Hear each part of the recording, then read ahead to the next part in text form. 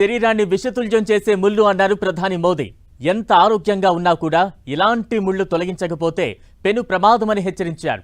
గుజరాత్లో రెండో రోజు పర్యటనలో పలు అభివృద్ధి పనులకు శ్రీకారం చుట్టిన మోదీ పాకిస్తాన్కు మరోసారి వార్నింగ్ ఇచ్చారు.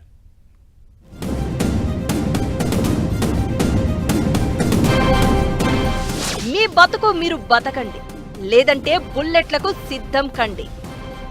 రోటీ ఖాओ వరనా మేరీ గోలీ తో high he.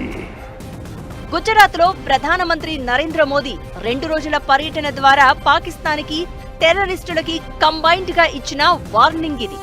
Roti చాహియే yeah Goli.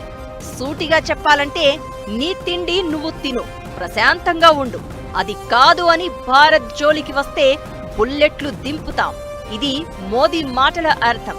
Operation Sindoor తర్వాత మోదీ నుంచి ప్రతి మంత్రి ఇస్తోన్న సంకేతం ఇదే. అటు ఫారెన్ లో టూర్ చేస్తున్న మన ఎంపీల డెలిగేషన్ కూడా ఇదే సందేశం ఇస్తున్నారు. ప్రపంచ దేశాలకు భారత్ పై పాక్ పాల్పడుతున్న దాడులు, వాటిలో మరణించిన వారి వివరాలను చెప్పడం ద్వారా ఆయా దేశాల్లో అసలు పాకిస్తాన్ పై ఎందుకు నిర్దయగా వ్యవహరించాలో అర్థమయ్యేలా చేస్తున్నారు.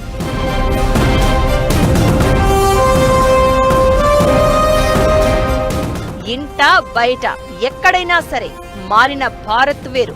ఒకప్పుడు దాడి చేస్తే ప్రతి దాడి చేసి ఊరుకున్న పాలసీ కాదు, అంతా పూర్తిగా మారిపోయింది. వెంటబడి వేటాడి మరీ ఉగ్రవాదులను బూడిద చేసే సైన్యం ఇప్పుడు భారత్ది. ఇదే విషయాన్ని గుజరాత్ 2 రోజుల పర్యటనలో మోదీ స్పష్టం చేశారు. అలానే కల్నల్ సోఫియా ఖురేషీ ఫ్యామిలీని రోడ్ షోలో భాగం చేయడం ద్వారా ఆర్మీకి ఇచ్చిన గౌరవంతో పాటు ఆపరేషన్ సింధూర్ పై నోటికొచ్చినట్లు మాట్లాడే వెధవాయిలకు కూడా వార్నింగ్ ఇచ్చారు. మే 27, 2025న గాంధీనగర్లో 5,536 కోట్ల విలువైన అభివృద్ధి ప్రాజెక్టులకు శంకుస్థాపన చేశారు ప్రధాని.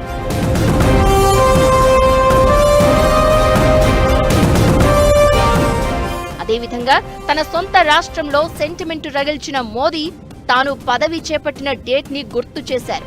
2014 మే 26న ఆయన ప్రధానిగా ప్రమాణ స్వీకారం చేశారు. అలానే అప్పటికి 11వ స్థానంలో ఉన్న భారత్ జీడీపీ పరంగా ఇప్పుడు 4వ స్థానానికి ఎగబాకిన సంగతి గుర్తు చేశారు.